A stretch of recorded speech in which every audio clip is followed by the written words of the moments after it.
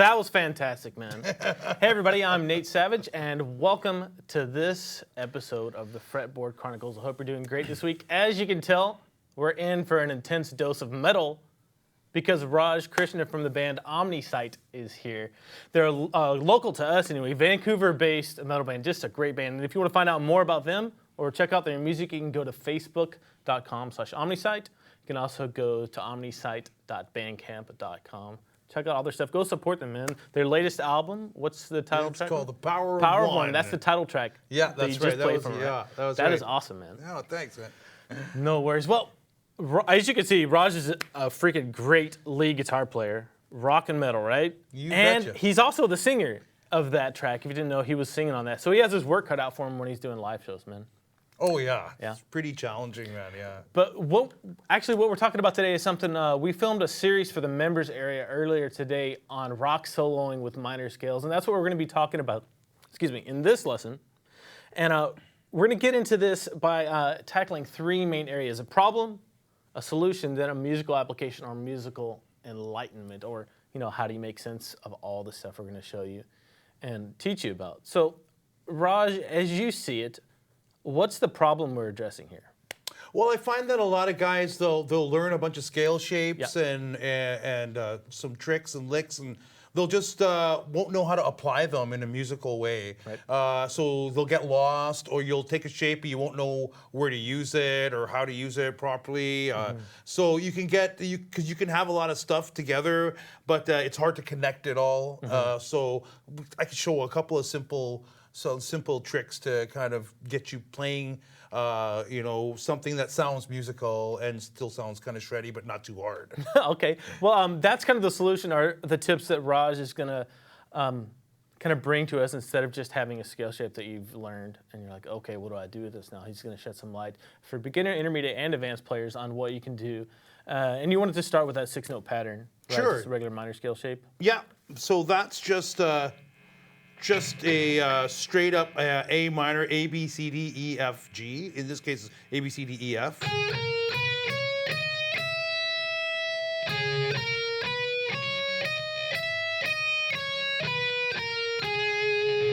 So right there, I'm picking that one.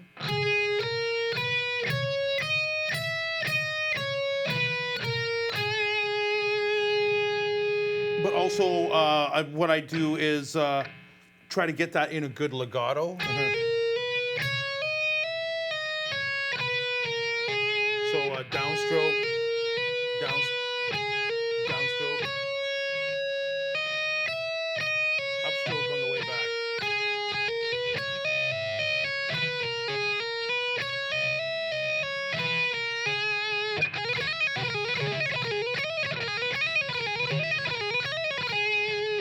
And one thing that I should mention is the resources we have for this lesson, guys. The first example on the PDF is just a scale diagram of the full minor scale that goes along with, but the top 6 notes are what you're going to concentrate on. And the first example below that is just the tab for that. Yeah. So that's really the first thing that you have to get down. You have to, understanding how the minor scale is made is another good point, but that's not really the focus on here. We're going to kind of assume that you already know, or at least have your fingers under maybe some minor pentatonics. Yeah. Maybe a natural minor scale like this. Yeah. And then once you get to that point, the next little exercise, or next thing we were talking about as far as the series goes today, was starting to put in sequences into your playing to make it more melodic and break out of just going kind of all the way to the lowest note on the scale, all the way to the top, and then all the way back down. So you have an example for that too, right? This was the four back one. Yeah, we can do that one. Yeah, sure. Yeah, okay.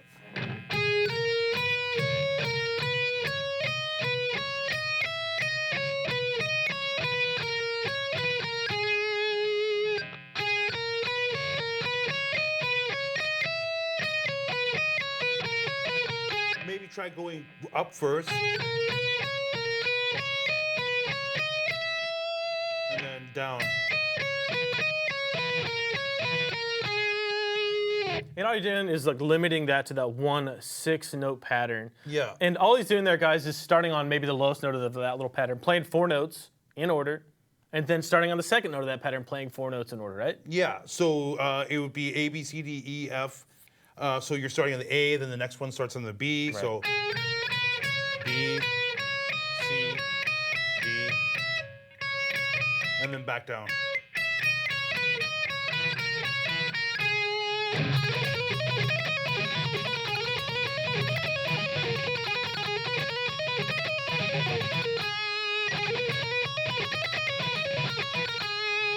And obviously that's something you use all the time when you're playing. Just hearing just that first song, I can hear some sequencing ideas and things like that rolling around. Yeah, I do that in D minor on the Power of One. But to me, that's one of my favorite sequences on guitar, which, if you don't know, a sequence is just a pattern dispersed throughout a scale. And to me, and I think a lot of metal players, the reason that we kind of drawn to that group of four so much is because it sounds very classical. To me, it sounds like a violin line. Yeah, and in fact, a lot of musicians use it like in different instruments, like piano, saxophone. You can hear that 4/1 pattern pretty much in most standard music, like most learned music too. A lot of guys use that pattern, and a lot of times with shredders, they don't. They kind of make up a pattern. Yeah. That's maybe it still sounds cool, but it's not a 4/1 like that. Like having the discipline to do 4/1, then it gives you you can go everywhere.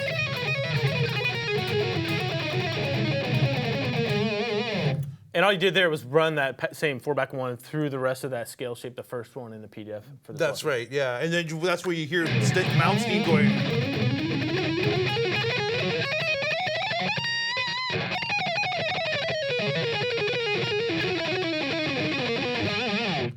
You could, and it sounds like it's kind of like cramming.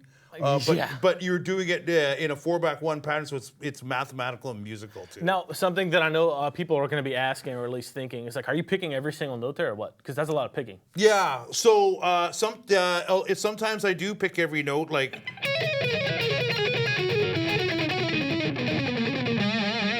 But you can hammer it too.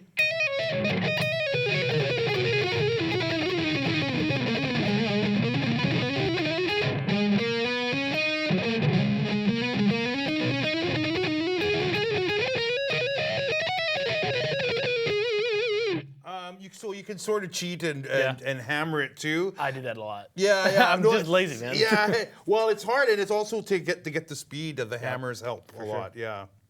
Cool. Well, before we get into the last kind of the more advanced topic, or like a little device to help you start soloing over using minor scales a little bit, which is a minor 7 arpeggio. We'll get to that in a second. But I just want to talk a little bit more about alternate picking versus legato, because I know a lot of us rock guitar players, we like the aggressive sound of alternate picking. And this is one device that you use a lot. And so you don't necessarily alternate pick every note. You do a kind of a combination or a hybrid of picking and legato, right? I do like a combo style of picking where you're actually kind of sweeping across two strings, but you're legatoing in between. So. Right.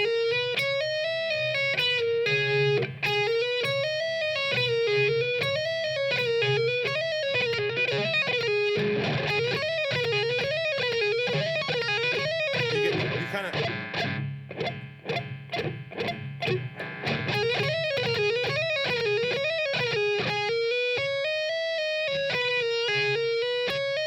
So most guys, when they legato, they only pick the one downstroke, and then the next downstroke.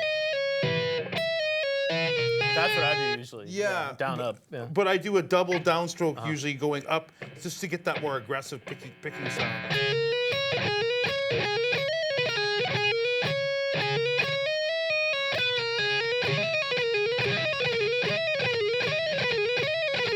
You'll hear Malmsteen do this a lot.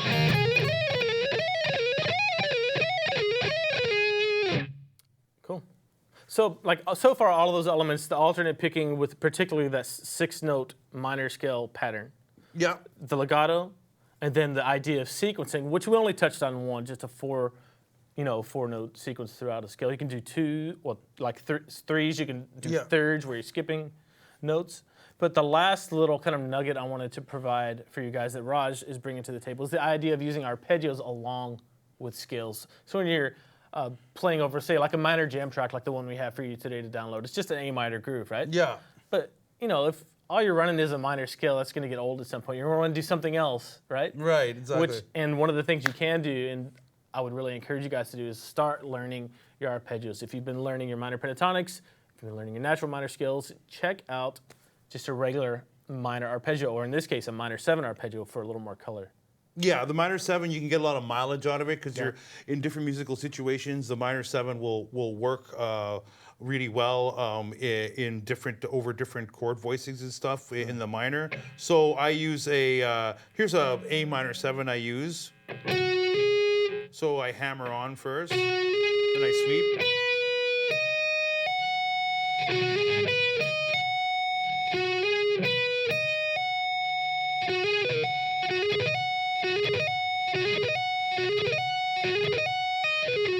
Then I do it backwards.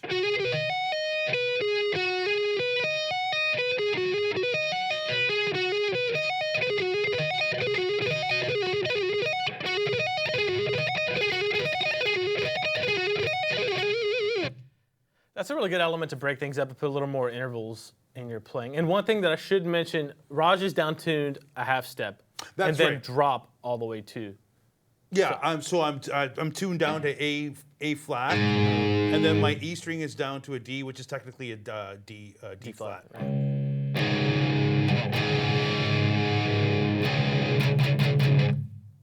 Cool, so that's one thing we'll get to in a second here, but one thing that you can really explore a lot with in your playing as far as putting new colors into your sound. And I should also mention that on the PDF, I did the entire A minor 7 arpeggio all the way down to the root note below it.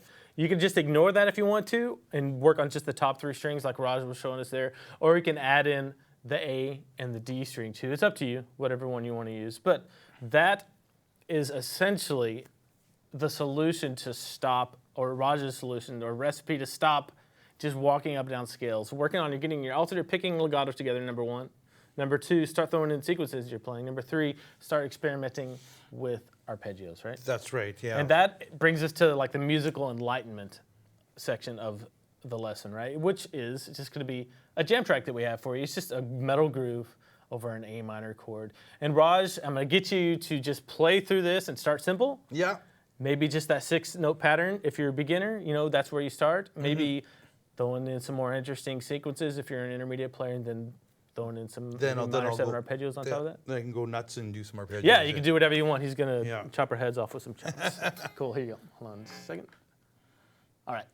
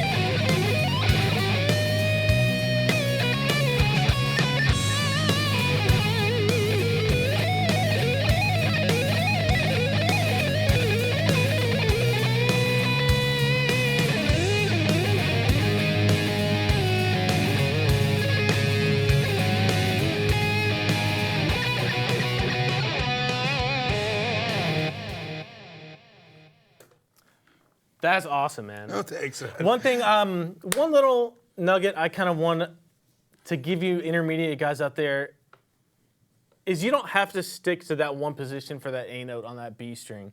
If you're an intermediate player, you're going to need to move this shape around, that little 6-note fragment around as much as you possibly can on every A. So could you play it for us in as many like distinct positions as possible? Yeah, so you should be able to, you know the A is here. Yeah.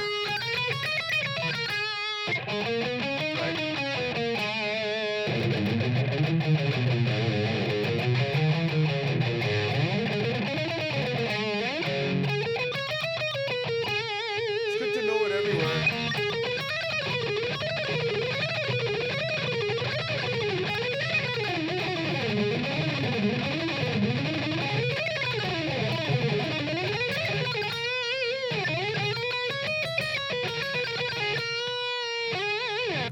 Perfect, man.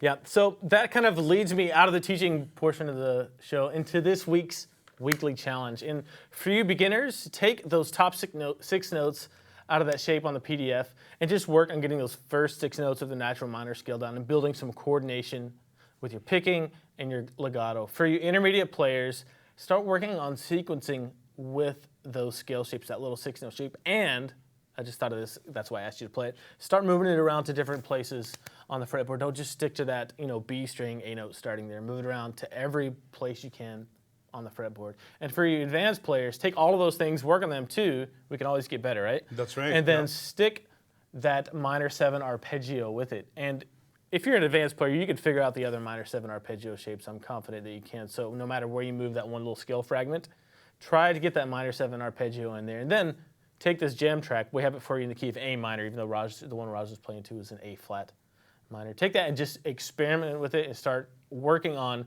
coming up with your own unique voice and soloing. Because you can know all this stuff, but getting to know your instrument and spending time with it is the only place where it's going to really do you any good, right? Time in the saddle, just sitting there and woodshedding. Yeah, exactly.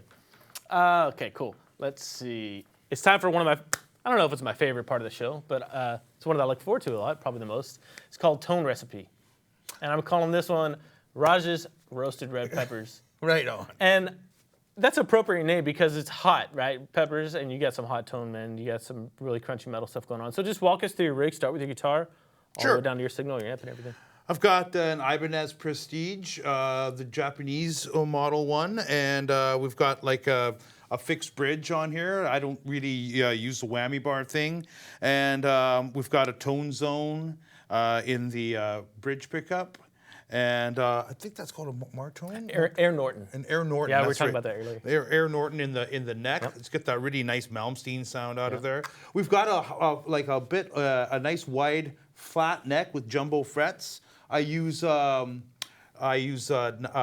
through 42 strings, except on my 42 it's a 46 because we tune down, and it gives you more of that chunky sound.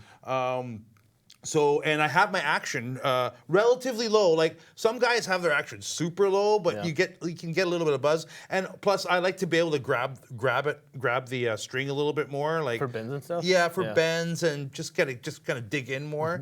I'm a little bit more aggressive maybe. And I use 1.5 thick picks, like Fender Extra Heavy or the Dunlops.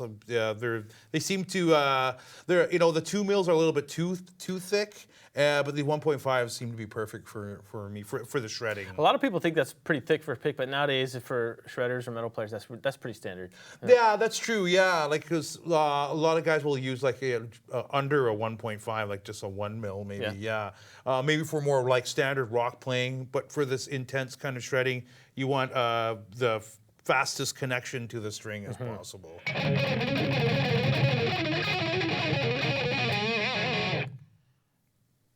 Cool, man. So you're going straight into your amp, right? That's right. I've got a Line 6, a digital amp. It's just a combo. I use the Mesa Boogie triple rectifier sound on it. Yeah. And I just really dialed in the tone. Now, like people come and look at my rig after gigs and go, man, that's a Line 6? That sounds pretty good. But I think a lot a lot of guitarists make a mistake with EQing their tone. Yep. So I always got my bass down more than what guys usually would do. Like I got my bass at like 9 o'clock, and then I run my middle at like 1 o'clock, and then I run my treble around 1 o'clock as well. Okay. So you get that nice. You don't get too much bass, and the mid really gives you that cut that you need. Because guitar is a mid-range instrument, for sure. And I use just a pedal just for switching. I have like my regular rhythm tone, my metal, and then I have my lead tone. It has a little bit more gain, and it has some delay on it.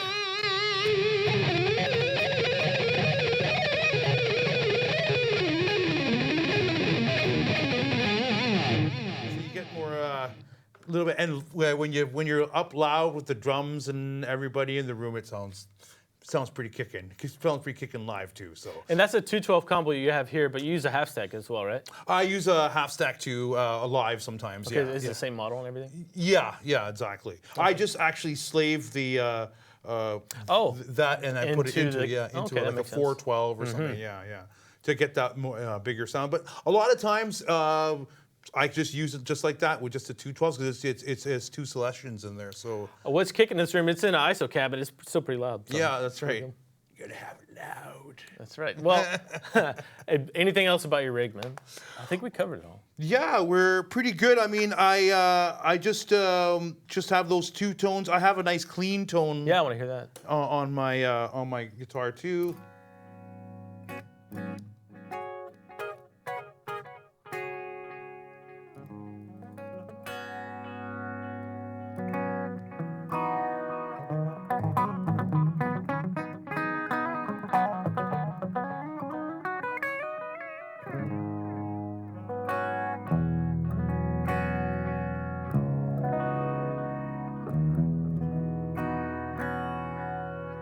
A lot of the time live though, Blake will do all the clean guitar stuff. And Blake's your other guitar player. Blake's the other guitarist at OmnisighT. And live, like I do use my volume pot a lot when I'm singing or if I need to have it under control. Otherwise, it'll feedback on me. Cool. Well, it's time for the third degree. Are you ready? Yeah. All right. I'm going to ask you three kind of off the wall. Intense or not intense, funny, I don't know, questions. Yeah, sure. And just answer them as fast as you can. Okay. What was your first guitar? Oh, it was a K guitar from Wilco. I got it at the Lougheed Mall in Coquitlam. Oh, cool. Yeah, it was like, I was probably like maybe 11 or 12. That was my first electric guitar. My dad bought it for me. He was complaining the whole time, but but I'm glad he did it. Yeah, it was a K. It was a real cheap guitar, yeah. Okay. Question number 2. If you had to recommend either one book and or one album to us, that musical oriented, what would it be for everybody out there to check out? Oh, I would definitely say for the shredding, I would say the Marching Out by Malmsteen or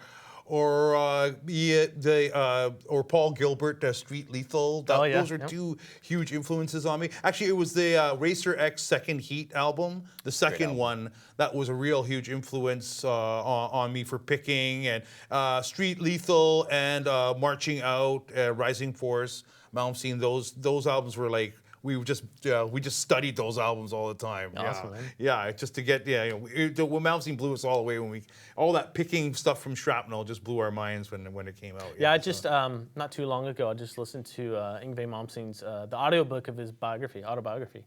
Oh, right. It was really interesting, man. Yeah. If you haven't checked that out and you're a Shred fan, you should check that out too. As for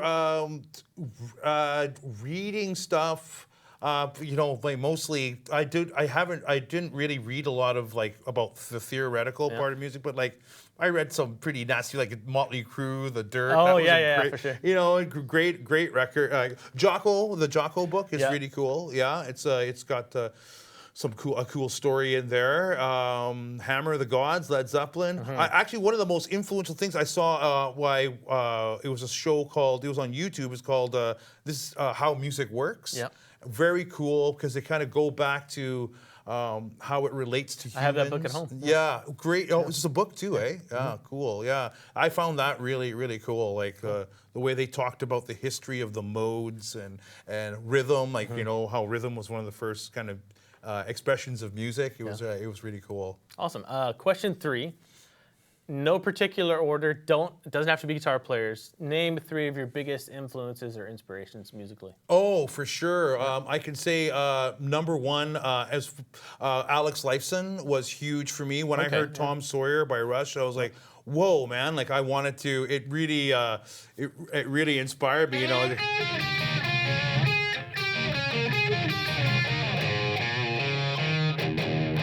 I thought that was just great. That's cool. And also Freddie Mercury from Queen was huge for me. Even though I'm not a piano player, I just loved his songwriting and his voice. And I would just transcribe all sorts of Moe and Chandon in the Penny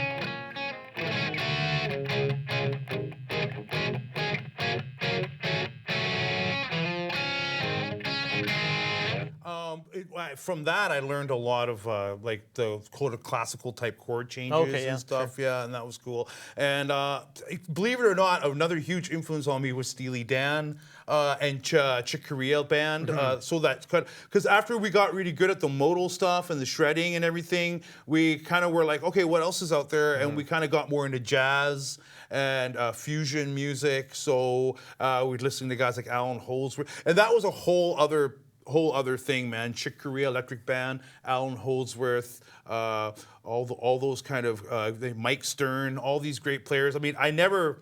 The jazz theory is quite difficult to understand, but from a modal perspective, I tried to just get as much as I could out of that. And also Frank Gambale.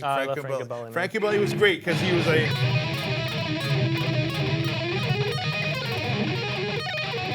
Yeah, his sweeping is just nuts. Yeah, I went to his clinic at the Sandman Inn, and it was just great to see him play. It was amazing. He knows how good he is too. He does, but rightfully so. The man who invented sweeping. Right? Absolutely, just his sweeping is just incredible. Yeah, for sure. Cool, man. Well, any other details you want to give us? Well, sure. Yeah, like just when you're trying to play things, just try to make it sound like music. You know, I always hated it when people would. All those exercises. The kind of exercise. If you're gonna spend your time doing that, at least make it sound like music. Right.